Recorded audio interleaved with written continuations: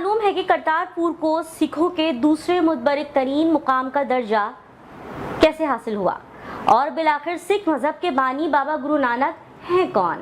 آخر گرو نانک کا گرودوارہ پاکستان میں کیسے ہے اور کرتارپور نام کیسے پڑا؟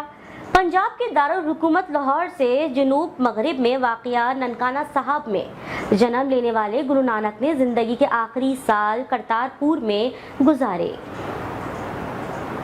گرو نانک کی پیدائش 1499 عیسوی کو ننکانہ صاحب میں ہوئی اور ان کے والد کا نام مہتا کلیان داس اور ماں کا نام ماتا ترپتا تھا۔ انہوں نے آخری عمر میں کرتارپور کو اپنا ٹھکانہ کیوں بنایا؟ یہ ایک دلچسپ واقعہ ہے۔ کہا جاتا ہے کہ وہ اپنی بہن کی محبت میں وہاں تک پہنچے۔ بابا گرو نانک کی ریاضت، تعلیمات اور احترام انسانیت کے اصولوں نے انہیں ہندوؤں اور مسلمانوں میں یکساں مقبول بنایا۔ روایت کے مطابق ان کی وفات کے بعد مسلمانوں اور ہندوؤں میں قضیہ کھڑا ہو گیا تھا کہ بابا گرو نانک کی آخری رسومات کس طرح ادا کی جائیں۔ انتقال کے وقت ہندوؤں اور مسلمانوں میں بابا گرو نانک کے لیے عقیدت اور محبت کے جو جذبات تھے اس کی پیش گوئی ان کی پیدائش کے وقت ایک پروہت ہردیال مشرا نے کر دی تھی۔ سکھ مذہب کی روایات کے مطابق جب بابا گرو نانک کی پیدائش کے 5ویں روز پروہت ان کے گھر آئے تو انہوں نے نومولود کا نام نانک نرنکاری تجویز کیا۔ بابا گرو نانک کے والد نے پروہت سے کہا کہ یہ نام تو آدھا مسلمانوں اور آدھا ہندوؤں جیسا ہے۔ پروہت نے جواب دیا کہ یہی نام مناسب ہے کیونکہ یہ بچہ مذہبی تعصب اور گروہ بندی سے بالا تر ہوگا اور یہ ہندوؤں اور مسلمانوں میں اس کے عقیدت مند ہوں گے۔ یہ پیش گوئی حقیقت میں کی گئی۔ یہ بھی ان ہزاروں روایات کی طرح فقط ایک قصہ کہانی ہے جو ہر مذہب کے اکابرین کے معتقدین ان کے بارے میں بیان کرتے ہیں، لیکن یہ ایک حقیقت ہے کہ بابا گرو نانک اپنے انتقال کے وقت مسلمانوں اور ہندوؤں میں اپنی تعلیمات کی وجہ سے یکساں مقبول تھے۔ بابا گرو نانک کے انتقال کے وقت بے شمار ہندو اور مسلمان کرتارپور میں موجود تھے۔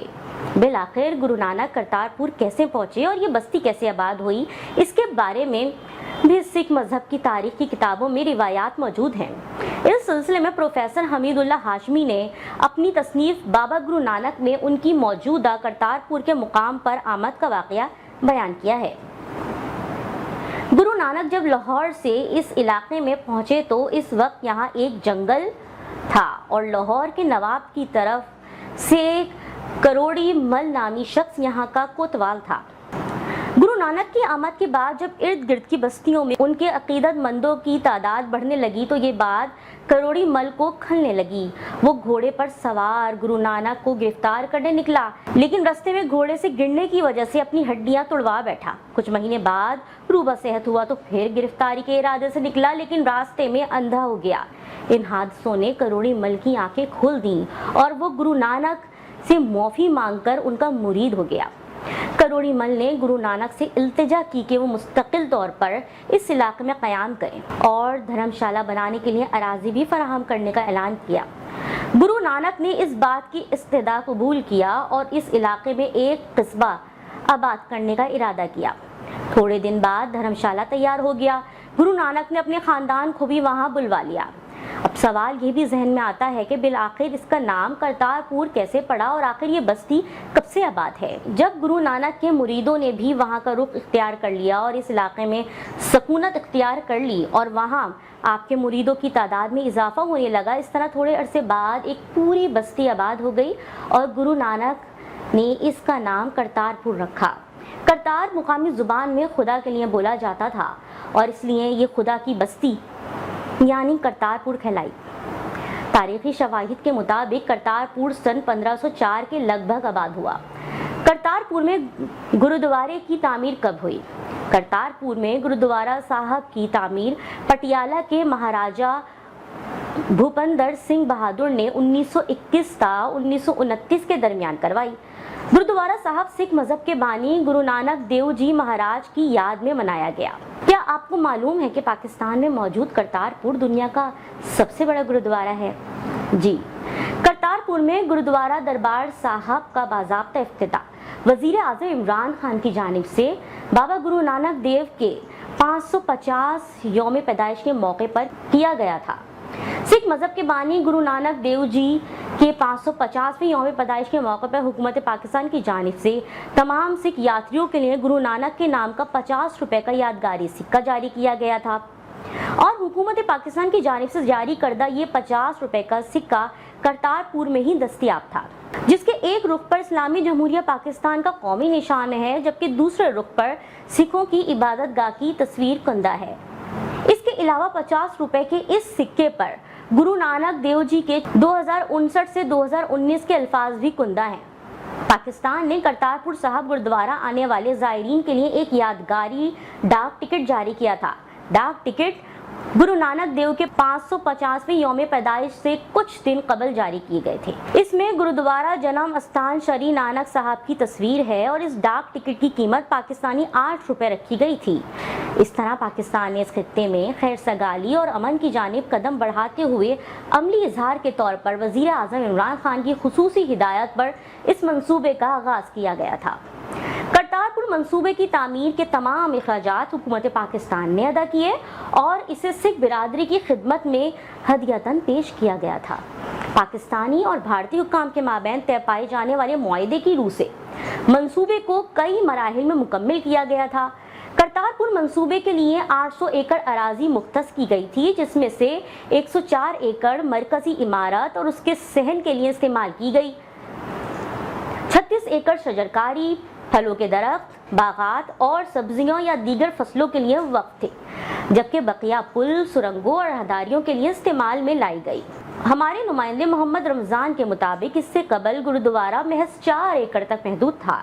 کرتارپور آنے والے سکھ یاتریوں کے لیے ویزا درکار نہیں ہوتا۔ بھارت کے سکھ یاتریوں کو پاسپورٹ لانا لازم ہے، اور پاکستان میں داخلے کے لیے درست اور قابل اعتماد شناخت کے لیے بائیو میٹرک سے ممکن بنائی جاتی ہے۔ ایک طرح سے ویزا فری انٹری کہا جا سکتا ہے اسے۔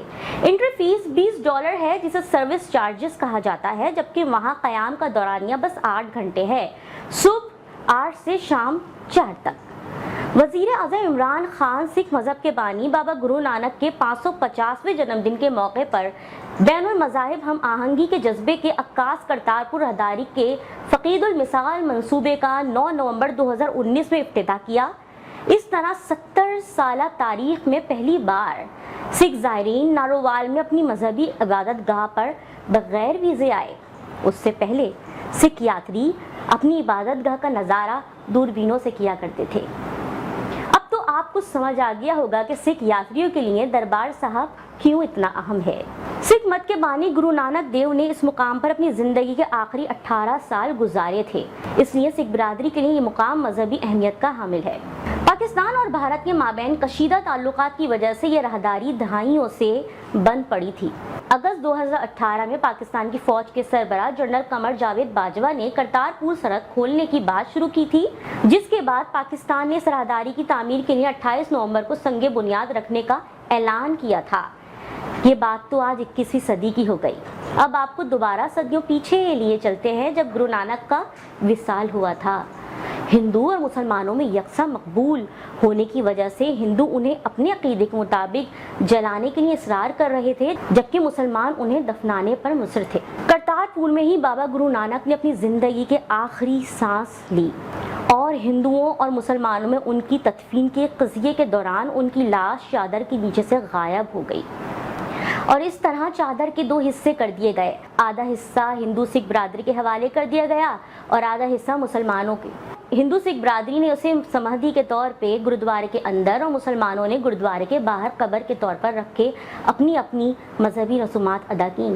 ڈاکٹر رادھا کرشن اور تارا چند جیسے ہندو تاریخ دانوں نے ان پر ہندو اور اسلام کے اثرات پر لکھا، تو علامہ اقبال نے بھی انہیں خراج تحسین پیش کیا۔ پھر اٹھی آخر صدا توحید کی پنجاب سے، ہند کو ایک مرد کامل نے جگایا خواب سے۔